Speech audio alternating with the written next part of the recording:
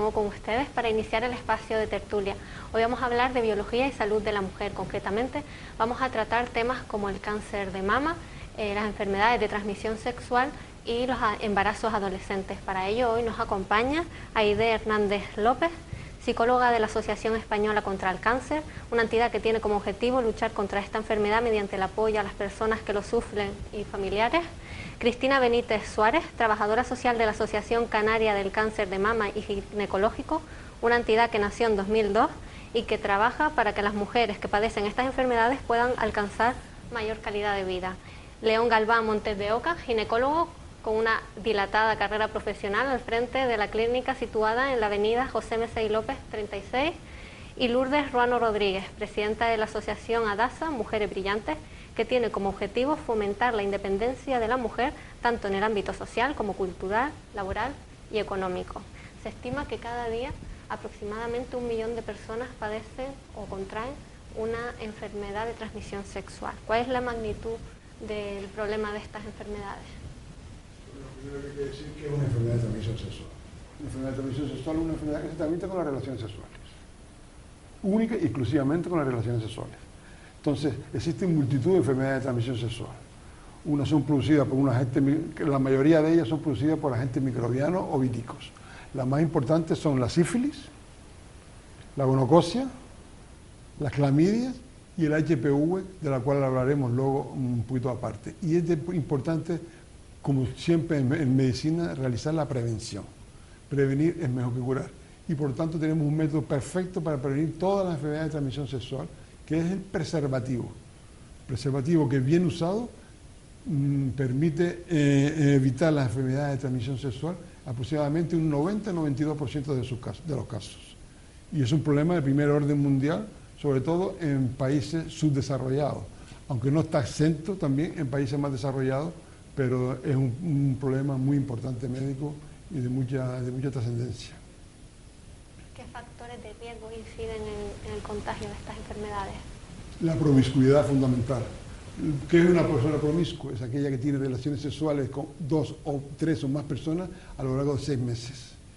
Cuanto más promiscua es una persona, más enfermedad de transmisión sexual puede padecer, sobre todo cuando no se utiliza o no se ejerce la relación del preservativo, ¿no?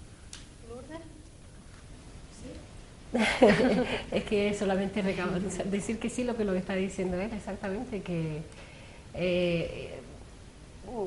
ser la persona promiscua pues ayuda a que se extiendan más las enfermedades. Eso es de cajón. ¿Y cuáles son los síntomas de contagio? ¿Son fácilmente detectables? No, eso es muy amplio. Los síntomas, pues cada enfermedad tiene unos síntomas diferentes.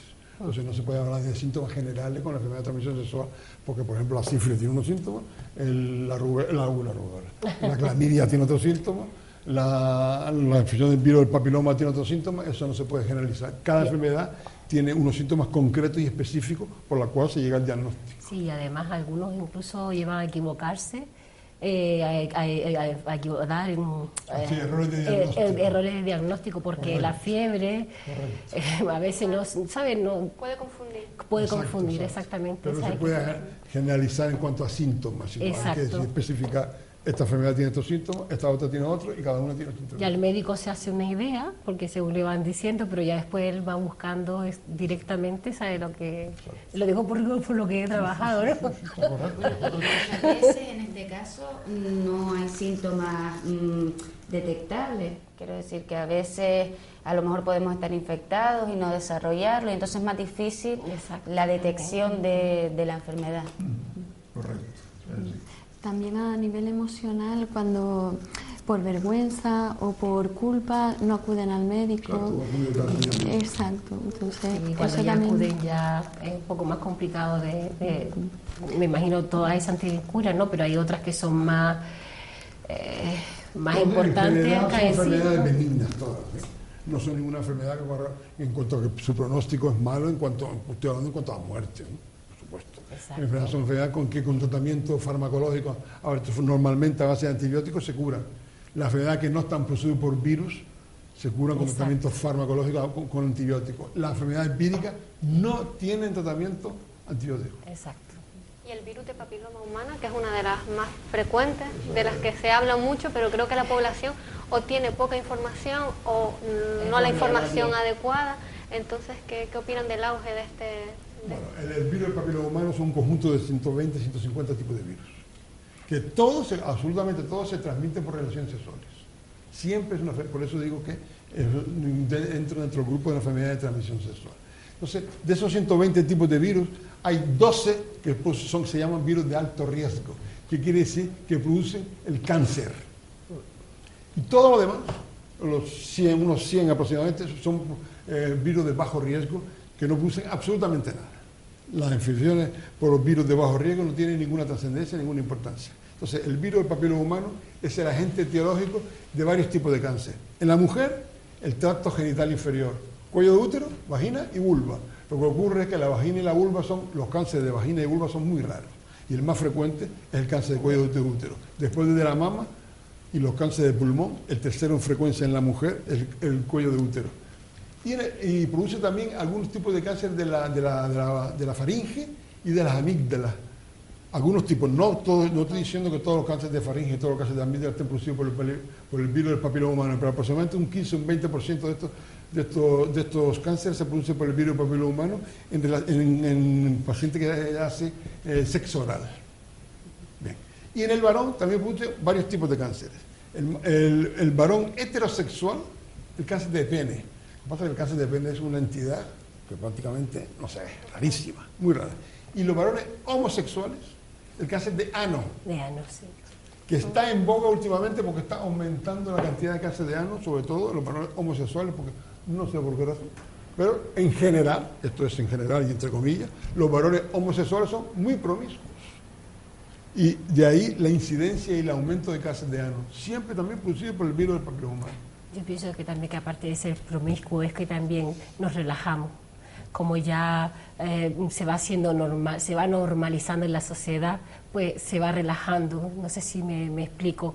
Va relajando la atención, la captación de la enfermedad.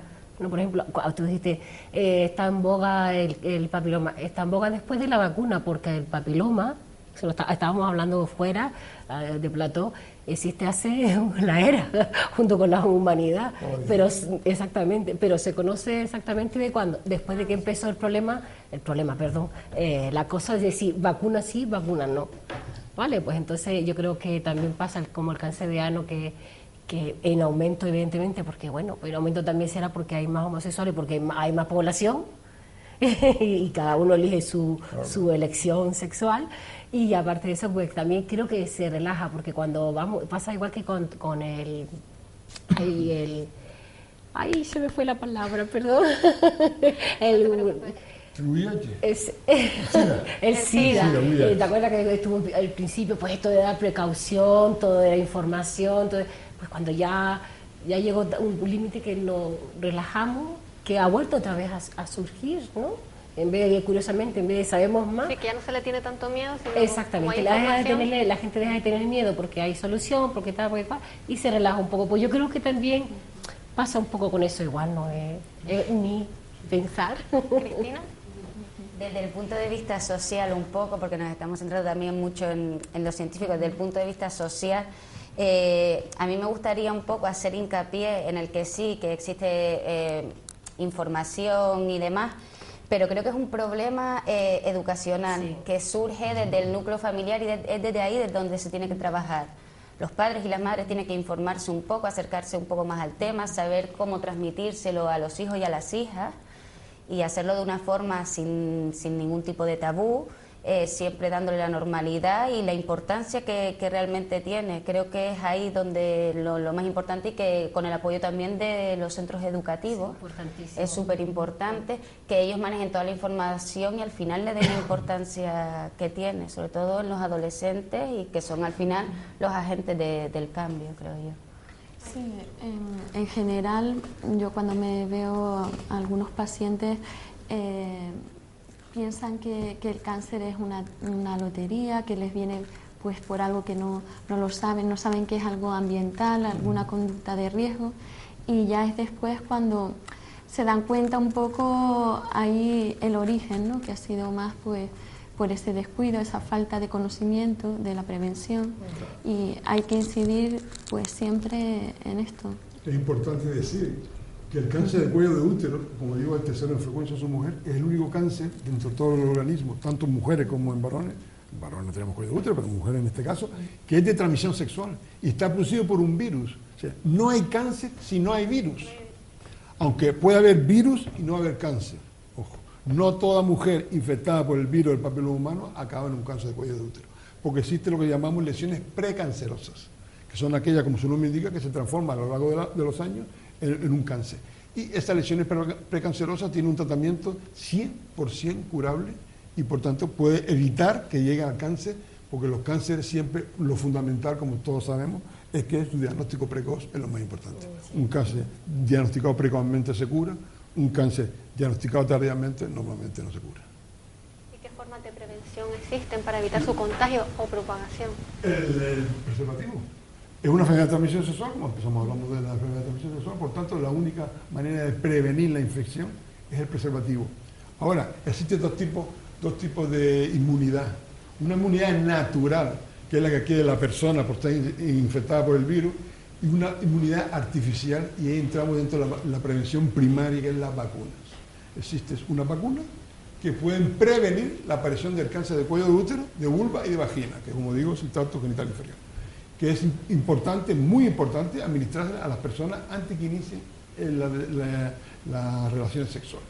De hecho, el Servicio Nacional de Salud tiene una campaña desde hace ya 5 años, 6 años aproximadamente, a todas las muchachas, a las niñas a los 14 años se les administra la vacuna, que son 3 dosis, y tiene una protección de un 95% frente al cáncer de cuello de útero, de vagina y de vulva.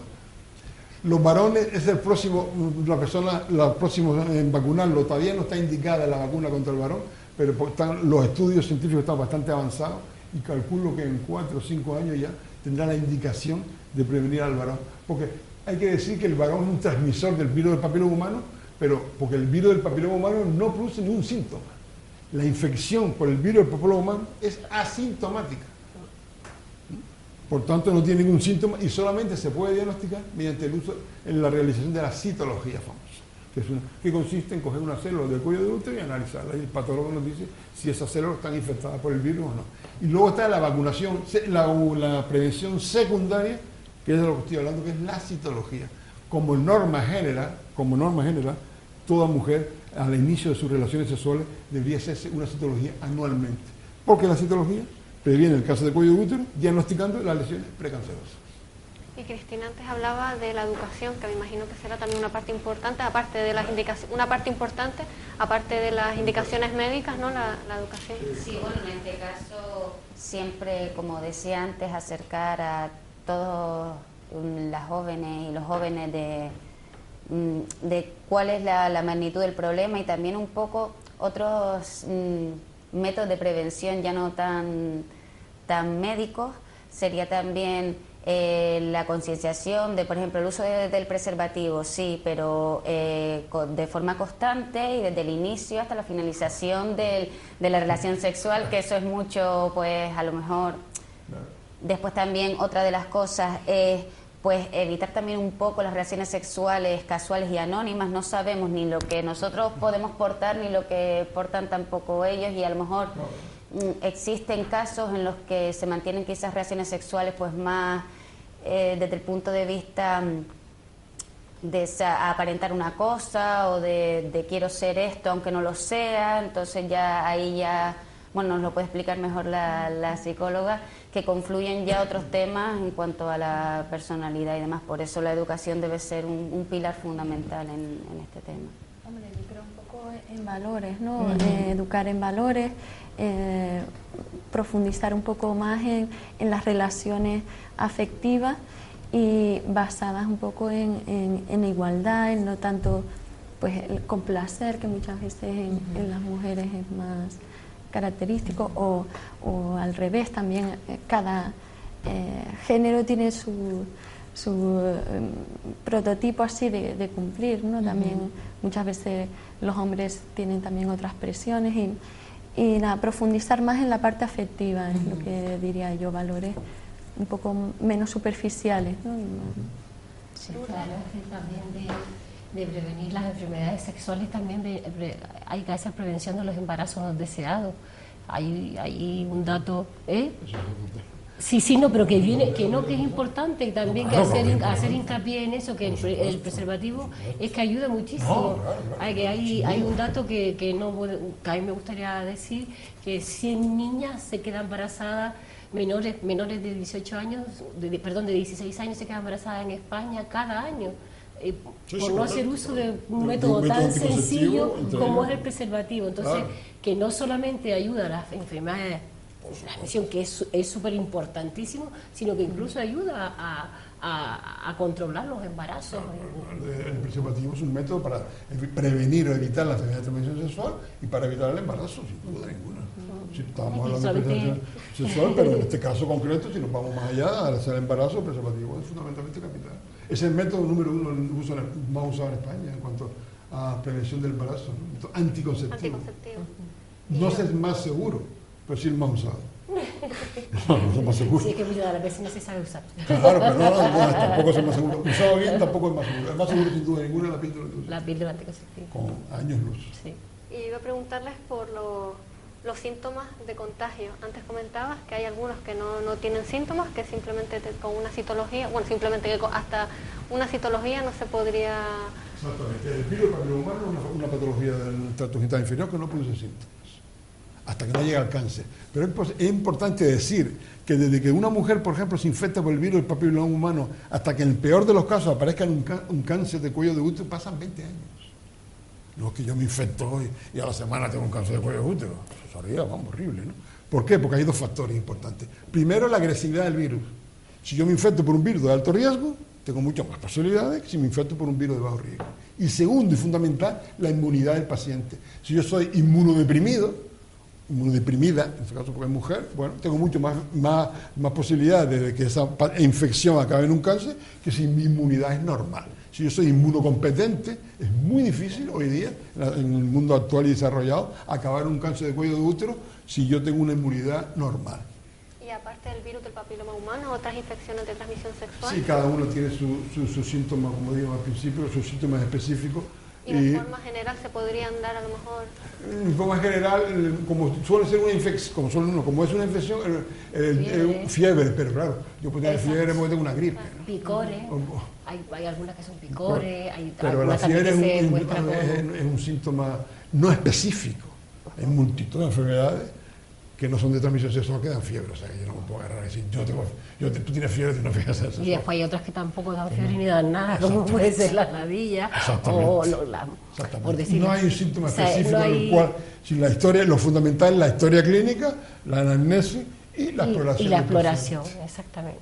Ahí el médico, el ginecólogo en este caso tiene mucho que decir. Claro, o dermatólogo. Sí. Son una especialidad que trata también la enfermedad de transmisión sexual. Hay algunas que producen picor, pero es que no es un síntoma que tú puedes decir exactamente lo que está diciendo. No podemos decir, si tienes este picor, te produce tal enfermedad. Si tienes esta cantidad de fiebre, te produce cual. No hay nada. O sea, hay un conjunto que te da una serie de pautas que tú puedes pensar, puede ser esta, puede gonorrea, puede ser esta, la otra, pero no te dice hasta que explore.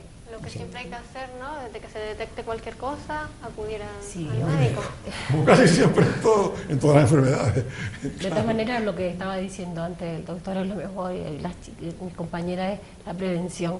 La prevención es importantísimo, hay que seguir dando caña en los colegios, en los centros educativos. Para mí es importantísimo seguir dando esas clases, porque son clases, y que los padres también se desinhiban un poco, porque hablar de sexo no es un tabú, claro, no sé por qué, cuando tantos padres, hijos, hermanos, primos, no entre ellos, no me refiero a ellos, me refiero a que lo practican casi todo el mundo, ¿no? Es una cosa normal, entonces hay que tener un poco de conciencia, más que nada porque son nuestros hijos y no nos gusta verlos enfermos, es mi idea. Y también no olvidar las revisiones anuales, porque muchas veces se dejan estar, el día a día lo van dejando y, claro, después ya en ese tiempo es cuando se detecta de forma tardía. Exacto, Bueno, hay que decir, según dicen los psicólogos, y es verdad, mucha gente pregunta, ¿no? ¿Cuándo deben empezar a realizarse las revisiones ginecológicas de la mujer? ¿A qué edad? Una pregunta fundamental. ¿A qué edad? Bueno, las revisiones ginecológicas no tienen una edad, las revisiones ginecológicas comienzan cuando se empiezan las relaciones sexuales. Se empieza a los 15 a los 15 y se empieza a los 35 a los 35. No con el periodo. No. El periodo es una patología.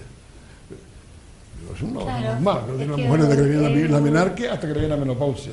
Pero las revisiones ginecológicas se aconseja comenzarlas al año del inicio de relaciones sexuales. No que estamos en una relación hoy y mañana tenga que ir a revisión ginecóloga, tampoco es eso, ¿no? Al año, entre 1 y 2 años después del inicio de las relaciones sexuales. Sí, durante la menstruación tiene molestias, sí. Estamos hablando de revisiones. Pero estamos hablando de eso es remisión, exacto, molestia es revisiones, patología. Exactamente. Si tengo un dolor con la regla, pues es ginecóloga, me lo admite, porque exactamente. si es exagerado, si tengo un trastorno del ciclo, pues pero eso no es revisión, eso es patología ginecológica. Revisiones ginecológicas comienzan cuando empiezan las relaciones sexuales.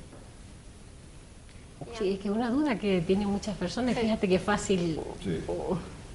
Independientemente de la edad, no hay una edad, no. Cuando empiezan las relaciones sexuales, al año debería la persona hacerse la primera revisión ginecológica. Y antes hablaba Lourdes de los embarazos adolescentes. Vamos a aprovechar también para empezar a hablar de ello.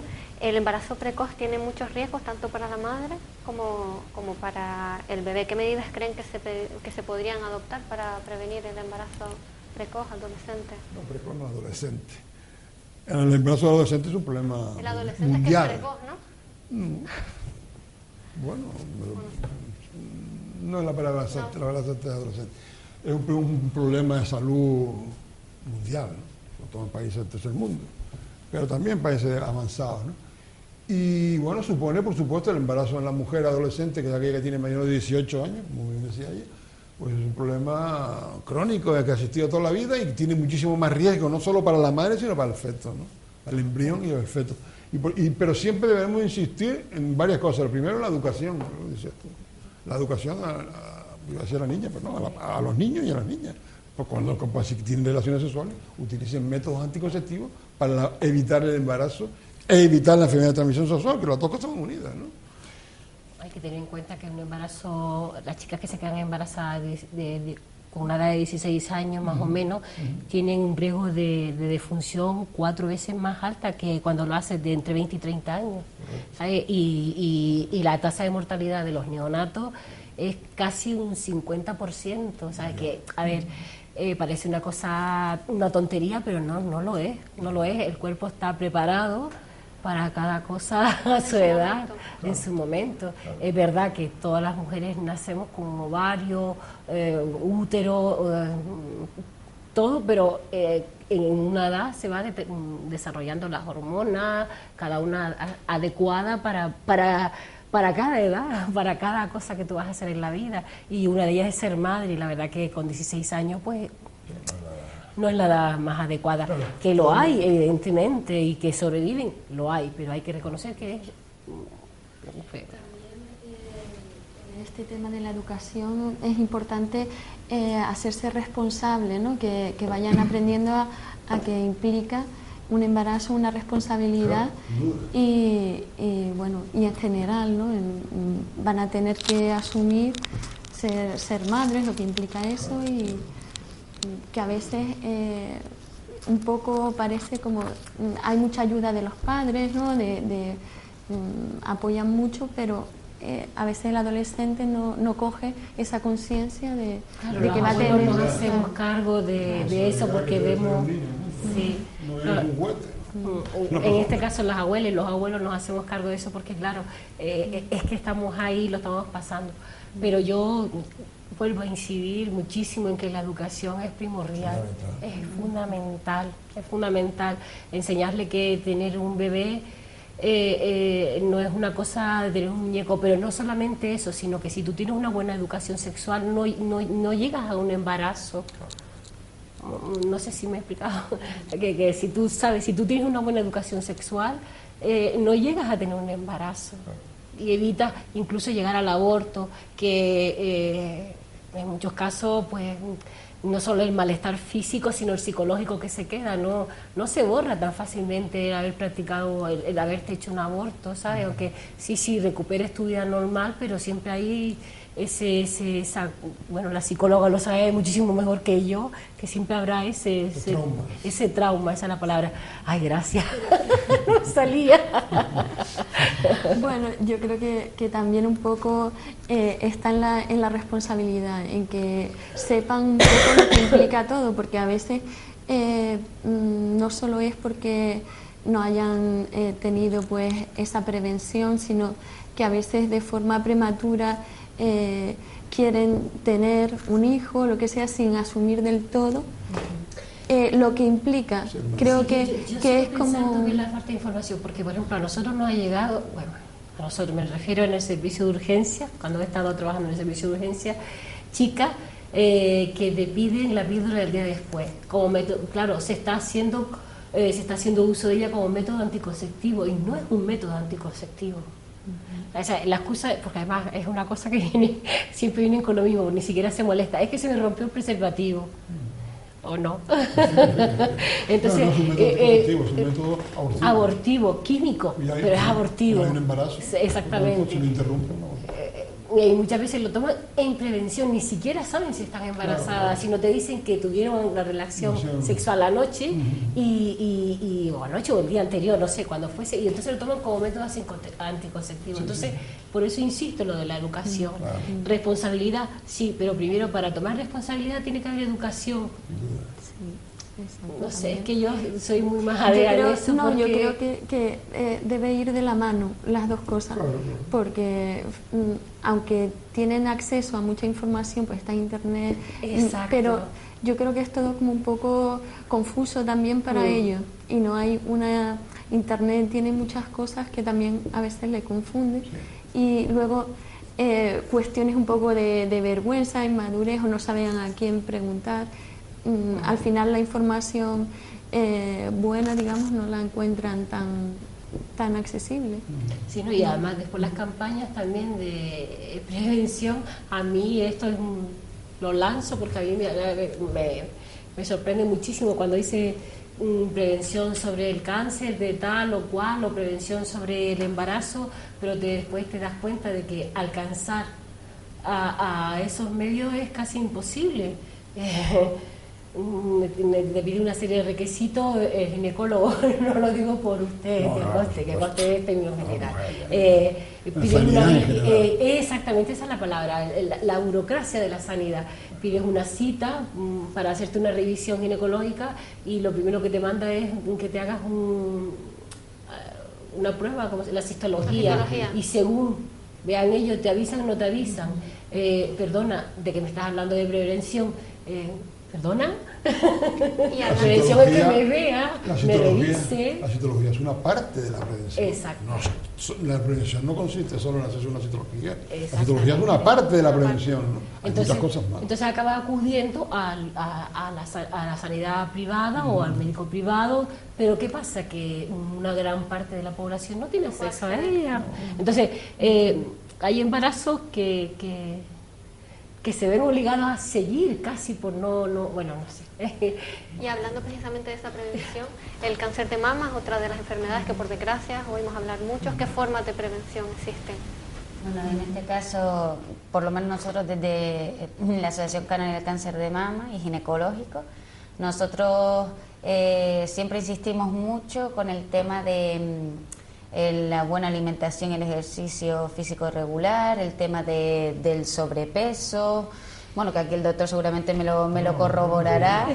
También un poco lo del palpar las mamas, es súper importante, aunque sea el médico de cabecera o cualquier vídeo que podamos ver o acceder a través de internet, saberte palpar bien las mamas, las axilas y bueno, si tenemos una historia familiar clínica de cáncer de mama también, bueno, ahora seguramente el doctor explicará mejor, siempre podemos hacer alusión a ella, decírselo al especialista y comenzar con el procedimiento. Eso es lo que siempre hacemos hincapié en la asociación, y también el consumo de alcohol y tabaco, que además cuando se prolonga demasiados años en el tiempo pues al final puede influir, que no es determinante, pero sí influyente.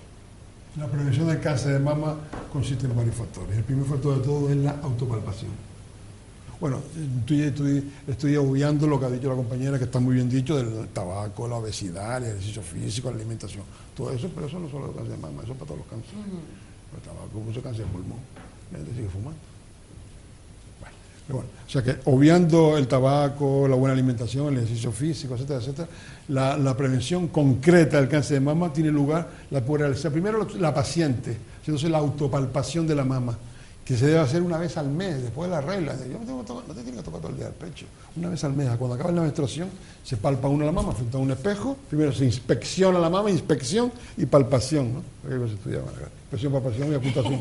Pero en este caso no hay ocultación, solo la inspección, en vez de hay alguna anomalía frente a un espejo, la mujer se desnuda de cintura para arriba y ve si tiene alguna anomalía que se puede ser de viso, se puede observar. Y segundo, la palpación de la mama en busca de algún nódulo sospechoso, que ella misma es la primera que se lo puede tocar o palpar, y en caso de ser positivo o palpación, acudir al ginecólogo, ¿no? Y la tercera método de la imagen es la mamografía. El diagnóstico precoz por el diagnóstico de la imagen del cáncer de mama se hace por mamografía. Existe una edad, en el Servicio Canario de Salud está a partir de los 50 años, desde los 50 de 49, se bajó ya a 49 hasta los 69, se hace una mamografía todos los años, bianual si la mujer no tiene antecedentes de cáncer de mama en su familia, y anual si tiene antecedentes de cáncer de mama, porque hay que decir que aproximadamente el 15 o el 20% de los cánceres de mama tiene un carácter hereditario. Si mi madre, el cáncer de mama, la herencia del cáncer de mama es en primer grado madre o hermana, y en segundo grado abuela materna y tía materna, nunca por línea paterna, siempre en línea materna. En esos casos, en caso de una madre, una hermana, una abuela, una tía, debe comenzar antes la prevención. Entonces se adelanta la edad de la mamografía a los 40 años y se hace cada año hasta los 69, 70 años. ¿Quiere decir que a partir de los 70 no hay cáncer de mama? No, también hay cáncer de mama a partir de los 70, pero es mucho más raro. Entonces, el Servicio Canario de Salud, como los medios económicos que hay son limitados, pues ha añadido la edad de máximo riesgo entre los 49 y los 64, 65 años. Vamos a tener que dejarlo aquí. El tiempo ya se nos ha pasado, se nos ha cumplido. Muchísimas gracias a todos por haber venido, ha estado muy interesante. El tiempo se ha acabado, como acabo de decir, tenemos que dejarlo aquí. Recuerden que pueden seguirnos a través de nuestras redes sociales o a través de nuestra página web www.mujeresenred.canariashabla.com. Las redes sociales están a disposición de colectivos y particulares para la creación de sinergia. Espero que hayan disfrutado con el programa. Que pasen una buena noche.